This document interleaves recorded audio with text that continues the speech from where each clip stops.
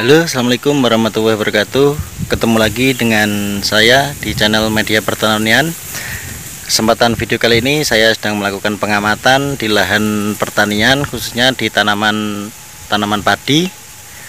Di belakang saya ini sudah ada lahan untuk kita lakukan pengamatan. Kita lakukan pengamatan apa saja hama dan penyakit yang ada di lahan di belakang saya ini. Sebelumnya, yang belum klik tombol subscribe, silahkan klik tombol subscribe, klik loncengnya, dan juga share video ini ke teman-teman yang lainnya agar teman-teman yang lainnya bisa mengikuti channel Media Pertanian ini. Baik, kita akan saksikan apa saja yang kita temukan di lahan belakang saya ini. Mari kita ikuti video selanjutnya. Baik, inilah penampakan dari tanaman padi yang akan kita lakukan pengamatan. Di sini adalah tanaman padi jenis Inpari 32. Akan kita lihat apa saja hama dan penyakit yang ada di dalam lahan tanaman padi di depan saya ini. Baik teman-teman, yang pertama kita temui di lahan pengamatan ini adalah hama penggulung daun. Ini adalah bentuk dari serangan hama penggulung daun yang disebabkan oleh ulat.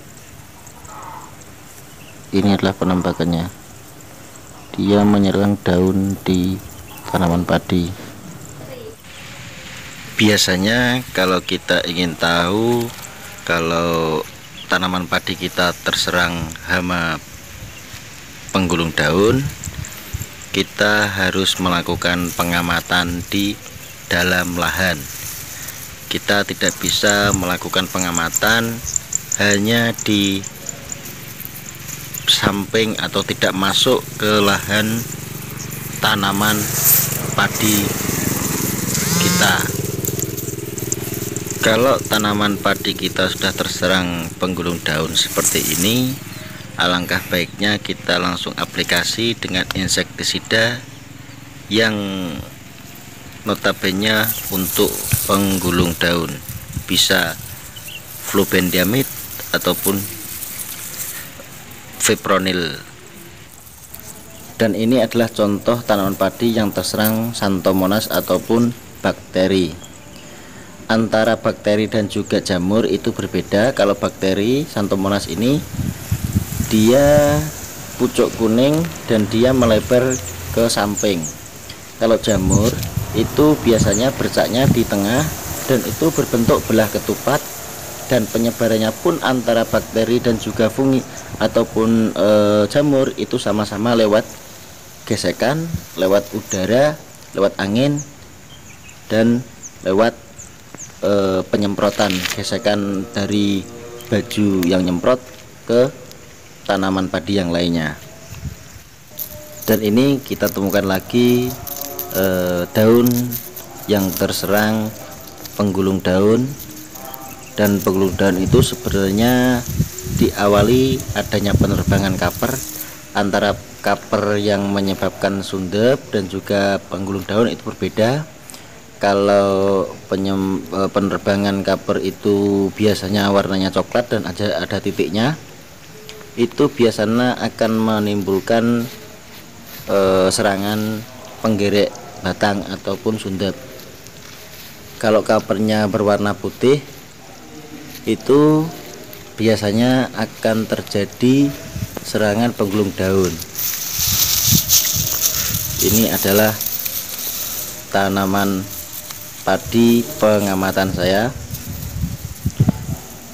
Ini coba kita cabut, dan ini contoh tanaman padi yang terserang penggerek batang ataupun sundep, yang biasanya disebabkan oleh kaper yang warnanya coklat dan dia ada titik di sayapnya.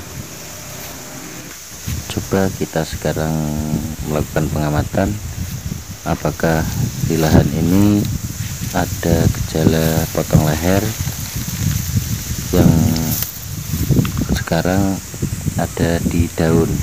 Tanda-tandanya ini adalah tanda-tanda yang nantinya akan lari ke potong leher. Mulai dari bercak daun ini, ketika tidak diantisipasi dengan fungisida yang biasanya berbahan aktif triazol ataupun yang lainnya untuk mengendalikan bercak daun agar tanaman padi kita tidak terserang oleh potong leher.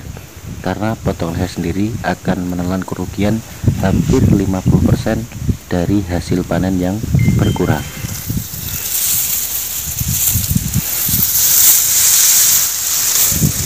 Coba kita lihat sekarang, kita amati di dalam rumpun apakah ada penerbangan wereng ataupun hama-hama yang lainnya.